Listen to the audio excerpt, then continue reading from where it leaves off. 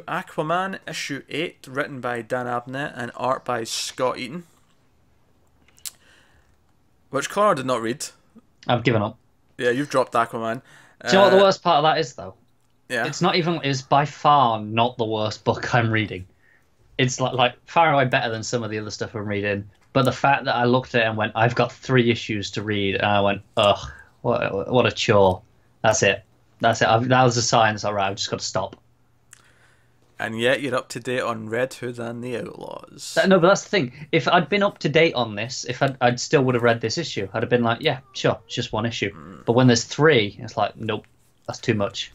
This was the best issue it's had in a few issues. That said, it wasn't great, but the last issue ended with this, like, I referred to him as Underwater Doomsday, and it ended up being something else. Well, what did it reveal?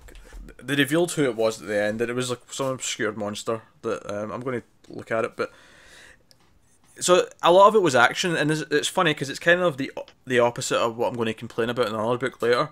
But I feel like Abnett, at least in Aquaman, works at his best when he's dealing with some sort of giant monster or some sort of scary monster. You know, when it's like a horror sci-fi story about a monster that he's fighting, he actually does really well, and I actually enjoy that from him way more than the political stuff that we got for 5 issues, 6 issues, that felt like it was just repeating itself ad nauseum. Which is such a shame, because obviously when this was first announced, it was the political stuff and getting into that side of things that I was really excited about hearing. And then they destroyed the embassy, an issue in, and I was like, oh, okay, they're just going to it became destroy that for me. It became about yeah, that was it. Jesus Christ. Yeah, so he basically he's got like rocks on him and stuff, and then the monster breaks the rocks off towards the end of the issue, and it turns out to be the Shaggy Man. Okay. And Aquaman said that as if that's a established character, so I assume that this is an obscure thing from DC's past that I am unaware of. But it essentially looks like Chewbacca.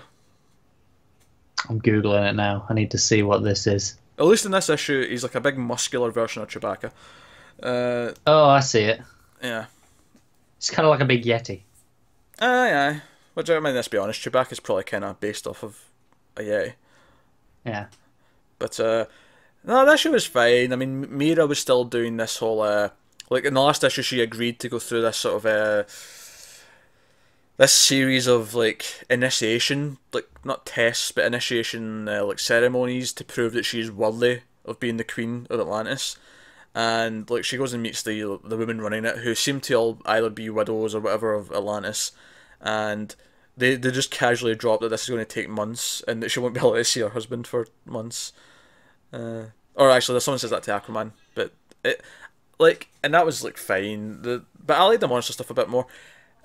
Honestly, though, I am edging on wanting to drop this myself, and it's kind of the problem is that on these weeks where this hits, what I refer to as the Batman Superman weeks, because obviously you have those two, and then you have Detective Action weeks, and the alternate.